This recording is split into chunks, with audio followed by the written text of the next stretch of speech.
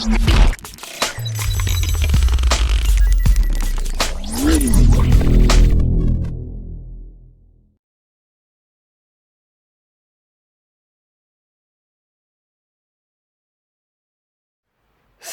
à tous, on se rejoint aujourd'hui pour une nouvelle vidéo de test en nocturne, encore une fois, et ouais, l'été c'est du nocturne. Donc du coup, une petite vidéo de test, et autant vous le dire de suite, vous avez devant vous le low cost ultime. Alors, autant pour ceux qui ont vu le déballage, ils ont dû comprendre que eh, la Xiaomi avec ce Redmi 9, ils ont fait fort, ils ont fait trop fort, ils ont mis KO toute la concurrence avec ce téléphone-là. La fiche technique, elle parle d'elle-même, vous allez l'entendre juste après, je l'ai déjà dit dans le déballage, mais honnêtement, je viens de me refaire un peu ma fiche technique là sur papier, histoire de savoir ce que je vais dire, et ben franchement, je suis resté bluffé. Il y avait des trucs que j'avais pas encore vus, et que du coup, ben, j'ai pu le voir grâce à la fiche technique, et ben franchement, c'est plutôt bluffant. Vous allez voir ce téléphone-là, niveau low cost, il n'y a vraiment pas mieux. Donc c'est un téléphone qui n'est pas à vendre, hein. Malgré cela, tu veux nous soutenir, tu aimes ce qu'on fait et tu veux nous soutenir à ta manière. Tu peux faire un petit don sur Tipeee, il y a tout dans la description de chaque vidéo. En étant tipeur, tu as bien sûr des avantages comme avoir tous nos produits qu'on en teste sur la chaîne à prix préférentiel.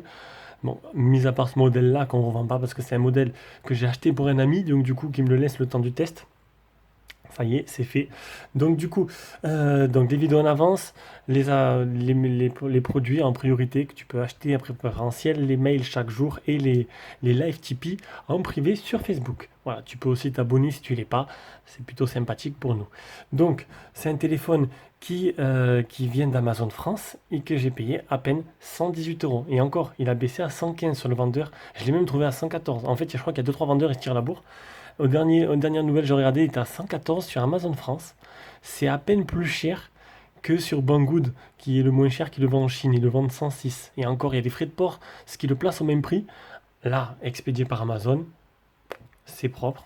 Franchement, ils ont fait très fort. Bon, c'est un vendeur tiers, hein, mais honnêtement, il est arrivé, il est en global. C'est le modèle 3 Go. C'est une bombe atomique, ce téléphone, pour le rapport prix. Et honnêtement, j'ai envie de vous faire partager ça, excusez-moi, de suite dans ce test. Bien sûr, je vous mettrai un petit lien d'achat en dessous, donc je vous mettrai que Amazon FR, tant qu'à faire, il n'y a pas moins cher, donc du coup, j'ai fait trois rimes en trois phrases. C'est le moins cher, donc du coup, tant qu'à faire, prenez-le sur Amazon, ça arrive rapidement. Moi, je suis Prime, je l'ai eu en 2 jours. Donc 77,01 $ sur 163,32 de haut sur 9,1 mm d'épaisseur pour un poids de 198 grammes. Alors bien sûr, c'est un low cost. Le design, il est assez basique. Le poids, il est à 200 grammes. Faut pas s'attendre non plus à avoir parfait de partout. Vous allez voir qu'il a pas mal de qualité quand même. Il existe en trois couleurs, en grand et en gris, en grand. En grand, c'est le gris mais mélangé avec du blanc, ça fait du grand. En gris, en blanc et en vert, il est fait tout de plastique. Il a un écran de type IPS à l'avant, un grand écran, 6,53 pouces. Et pour du low cost, c'est du Full HD+. 2340 x 1080 la résolution, la définition. Donc c'est du Full HD+, alors que normalement ce tarif-là, chez les marques concurrents, on a du HD, du 720p+. 83,49% le ratio taille-écran et il est protégé par un film déjà d'origine plus un Gorilla Glass 3. Ok, c'est pas le 5 mais c'est le 3. Il y a déjà une protection supplémentaire et ça c'est plutôt bien. À l'avant, dans la petite encoche là, on aura un appareil photo de 8 mégapixels associé à une reconnaissance faciale qu'on va faire ça de suite. Bon, reconnaissance faciale qui, voilà, là c'est plutôt correct. Vous pouvez voir, tac tac tac, ça va vite. Voilà, reconnaissance faciale qui marche très très bien. En plus, avec le double tap, c'est encore mieux. Plus besoin d'utiliser les boutons. En dessous, on aura le type C, le port jack, le haut-parleur et on aura une petite surprise dans le tiroir SIM. J'ai oublié de sortir le tiroir SIM d'ailleurs. Voilà, j'ai sorti le tiroir SIM et là, on aura quoi? Le Master Combo, double nano SIM et emplacement carte SD. Alors pour l'instant, c'est vraiment un sans faute. C'est vraiment un sans faute. Allez, on va taper le code PIN et on va continuer sur notre lancée. Donc du coup, on continue. On était où? On était au-dessus. Au-dessus, le port IRC pour faire télécommande. Côté droit, bouton power, bouton volume plus moins. En arrière, bon, une coque, ma foi, assez basique avec des petites traces dessus, des petites rainures plutôt. Donc on aura le capteur d'empreinte qui se trouve juste là. Alors ça aurait été bien qu'il soit peut-être un peu détaché du reste, histoire que ce soit plus simple. Et pour pas mettre le doigt sur les les objectifs tout simplement. C'est le seul petit défaut que je peux dire, c'est le capteur d'empreinte. Enfin, il y en aura peut-être d'autres, ne vous inquiétez pas. Voilà, c'est très rapide. Voilà, c'est juste qu'il est collé, donc du coup vous allez mettre le doigt un peu peut-être sur les objectifs. Il faudra les nettoyer, sinon vous allez prendre des photos floues. Donc, 4 appareils photo.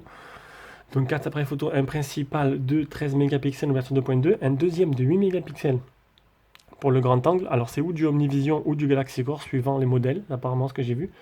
Un 2 mégapixels pour la profondeur, un Galaxy Core. Bon, voilà, on peut pas avoir du Sony partout. Hein. Et un quatrième qui a la macro de 5 mégapixels. Le tout est animé par un Helio G80. Et ça, c'est plutôt intéressant. Vous allez voir que le Antutu il plafonne assez haut pour ceux qui adorent les chiffres. Avec un Magic C52 pour la partie graphique, il existe en deux versions, en 332 ou en 464. Donc moi, c'est le 332. Non, c'est le 364, je sais plus exactement. 332. 332. 5020 la batterie avec, petite surprise du chef, la Quick Charge 3.0. Alors oui, c'est pas la 4.0, mais c'est la 3.0 quand même. 3.0, c'est celle-là qui équipait les hauts de gamme de l'année dernière. Hein. Donc on est plutôt content, non? Ou au début d'année dernière, quoi, déjà. Ou il y a 2 ans, je sais plus exactement. Le Bluetooth 5.0 et pour les bandes 4G, encore une bonne surprise, il est full 4G et de la 4G de catégorie 12 en plus, ce qui est plutôt pas mal. On passe à l'écran, donc un écran, je vous l'ai dit 6,53 pouces, donc l'écran ça va être rapide, un écran qui est très réactif, qui est assez lumineux, pour ceux qui veulent savoir le pic de luminosité il est à 400, et donc un écran protégé par un Gorilla Glass 3, un Full HD+, 6,53 pouces, protégé par un film en plus, rien à dire, très fluide, pratique à utiliser, agréable, un 10 pouces, que veut le peuple, hein? Allez on continue par la partie logicielle. Partie logicielle, et c'est peut-être là que le petit point faible du téléphone, c'est un petit reproche que je vais pouvoir faire au téléphone, c'est, bon, on est sur la version MUI en version 11, pas encore en version 12, ça, à mon avis ça va pas tarder à arriver. Voilà, bon, vous connaissez tous MUI, hein, tout simplement, sur Android 10 en plus, donc tout marche parfaitement. Hein. Par contre, je trouve que j'ai eu par moment de petits légers bugs et de petits légers ralentissements. Bug, exemple de bug, ben, j'ai fait ça, voilà, et je me suis retrouvé avec un écran bleu, il ne se passait rien. Bon, c'est pas très grave, hein, c'est vraiment pas très grave. Et des petits ralentissements à l'ouverture des applications, ou quand tu passes d'une application à l'autre. J'ai trouvé que niveau fluidité, il y avait encore un peu de travail dessus, avec peut-être les futures mises à jour. Pour comparer le... Alors oui, vous allez rigoler, mais le Oukitel C18 était infaillible sur sa fluidité. Et que là, j'ai trouvé que c'était pas aussi agréable. Alors, il fallait bien que je trouve un petit défaut. C'est pas ça qui va nuire à votre expérience. Il y a les mises à jour qui vont suivre parce que Xiaomi suit bien leur smartphone. Voilà, mais je préfère vous le dire. Est-ce que l'interface, elle est peut-être un peu trop lourde de MUI dans cette version complète pour les 3 Go de RAM? Peut-être, je sais pas. Mais voilà, il y avait des petits ralentissements par moment. C'était pas la fluidité exemplaire que j'attendais de smartphone, du smartphone, tout simplement. Mais voilà, tellement l'ensemble, le rapport qualité-prix est excellent. On va pas chipoter pour ça. Ça va pas vous déranger plus que ça. Voilà, mais bon, je veux le préciser quand même. Bon, là-dessus, on va passer directement maintenant en capture d'écran, vous montrer un peu les options de la ROM. Allez, on commence par l'Antutu 183 018, un très bon score. Et c'est rare à ce prix-là, franchement, c'est très rare à ce prix-là. Généralement, c'est plutôt du 100 000. Test de chauffe 40 degrés, alors je le fais quand même si en ce moment c'est compliqué, suivant où je le fais, si à quel endroit, parce qu'il fait très chaud. Donc c'est peut-être, ça reflète pas vraiment, ça dépend de la température aussi ambiante. 10 touches pour le multitouche, les Geekbench le premier, les Geekbench le deuxième. Il est certifié LE, donc vous aurez là des applications de streaming. Il n'est pas infecté par un malware. Mais 8707.2 c'est le PC Mark. J'ai eu une mise à jour, voilà, qui m'a amélioré la stabilité du système. Là, on a quoi? Les appels 4G, les appels Wi-Fi. En plus, on m'a demandé il n'y a pas longtemps de dire le téléphone. Alors, voilà, quand je le donne, appel Wi-Fi, il est là. Si tu me regardes, tu le sauras. Le NFC, le double tap pour éveiller l'écran, le soulever pour allumer, pour ceux qui préfèrent. Schéma de couleur, donc ça, j'ai mis couleur automatique comme d'habitude. Le mode sombre, alors un mode sombre comme chez Xiaomi, c'est juste un mode sombre simple. Ça met en mode sombre les applications compatibles plus les paramètres. C'est pas comme Oppo, comme mon Oppo, où ça met 100% du téléphone en mode sombre, même ceux-là qui ne sont pas compatibles. On peut cacher l'encoche pour ceux qui n'aiment pas ça, qui trouvent ça disgracieux. On a ou le tiroir d'application, ou tout sur l'écran, ou le tiroir d'application. Une boutique de thème. On a SOS urgence, alerte urgence. Voilà. Puis 5 fois dessus, ça envoie une photo, votre localisation, un message et tout à vos proches. Qu'est-ce que je voulais vous montrer là? Gérer les applications, applications clonées. Donc voilà, clonage d'applications. Là, je voulais montrer quoi? L'assistant tactile. Donc c'est un petit bouton, un petit rond qui apparaît. Là, tu cliques d'une fois dessus, ou deux fois dessus, ou trois fois dessus. Vous associez des gestures au bouton, le nombre de fois que tu appuies. Un affichage plein écran, le mode une main. Des raccourcis de fonction, nettoyer le haut-parleur. Ça, c'est nouveau, c'est apparu il n'y a pas longtemps. On continue. On a un mode turbo pour le jeu. On a une réponse rapide, ça je m'en servais pas. Un second espace, si encore vous voulez créer un deuxième espace pour votre enfant par exemple. Et un mode light, le mode light c'est un mode simple. Hop, petit coup de pied dans le trépied. Un mode simple pour les gens qui trouvent ça trop compliqué. Le GPS test 2 mètres de marche, 22 satellites fixés sur 36. Et l'autonomie, donc j'ai utilisé 57% en 12 heures de temps, 3h16 écran allumé, 19 minutes d'appel. Il me restait 43% en une journée. Donc c'est un téléphone qui devra vous faire, si vous débrouillez bien les 2 jours, sinon c'est plus un jour et demi, un jour trois quarts. Voici la courbe d'autonomie. La courbe de chauffe, qui est montée jusqu'à 40 degrés. Et voilà. Voilà pour la partie logicielle. On passe à la partie jeu. La partie jeu sur Call of Duty, donc comme d'hab, je vous montrer un peu les paramètres graphiques. On peut aller jusqu'à... Alors il tourne en moyen. Et fréquence d'image, on peut monter jusqu'à élevé. Bon, ça fera un peu chauffer le téléphone, mais c'est tout à fait jouable. Donc, alors juste quand je dis ça, alors je suis en quoi là? Est-ce que je suis en Wi-Fi? Non, je suis en 4G, il doit pas avoir un bon réseau. Non, c'est bon. Donc, j'ai pu faire quelques parties. C'était très précis. Le tactile le tactile est assez précis, il réagit bien. Ça tourne plutôt bien, c'est joli. C'est rare à ce tarif-là qu'on puisse avoir une qualité pareille, qu'on puisse jouer à des jeux quand même. Et ça, c'est plutôt intéressant. Alors, je regarde un peu de travers l'écran. Voilà. Franchement, je me suis régalé. J'ai fait plusieurs parties et j'étais agréablement surpris des possibilités de ce téléphone, même en jeu. Voilà. Nickel. Tout tourne comme une horloge. Allons, on passe à la suite. Et la partie photo alors? Et la partie photo? Ben, la partie photo c'est maintenant. Alors on commence par le logiciel photo. Donc vous connaissez tous le logiciel photo de Xiaomi, le mode ralenti, le mode vidéo courte. Alors ralenti, alors, pour ceux qui vont voir, qui veulent voir, je suis hop, en ralenti, je peux aller jusqu'en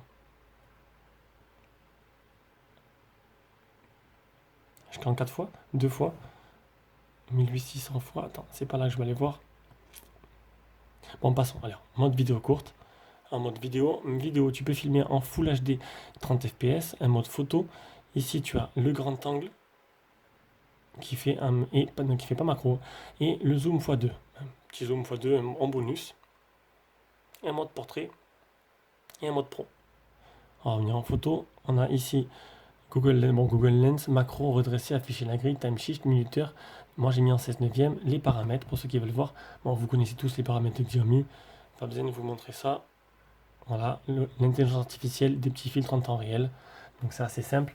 Donc du coup, encore, ils ont quand même, malgré le tarif, ils ont réussi à ils ont placé quand même 4 appareils photo. Et vous allez voir que de suite, écoutez, on va revenir juste après. Je vous cache pas le plaisir. Regardez les photos et on reviendra juste après.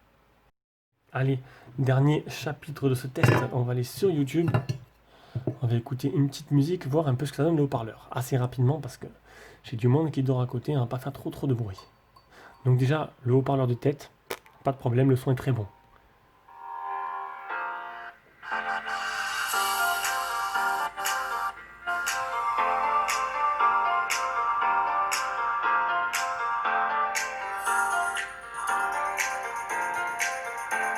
C'est pas foufou, mais ça fera bien le travail. Voilà. Voilà, bon ben c'est bon. Et pour conclure, il n'y a pas de délai de notification, faut pas la chercher, elle n'y est pas. Donc du coup, que dire de ce téléphone? Ben écoutez, vous l'aurez compris, c'est pour moi le low cost ultime. Voilà. 115 €, un concentré de technologie. Ils ont encore frappé fort et ça c'est vraiment pas mal. Donc sur ce, ben, je vais vous laisser. Et puis on se rejoindra pour une prochaine vidéo.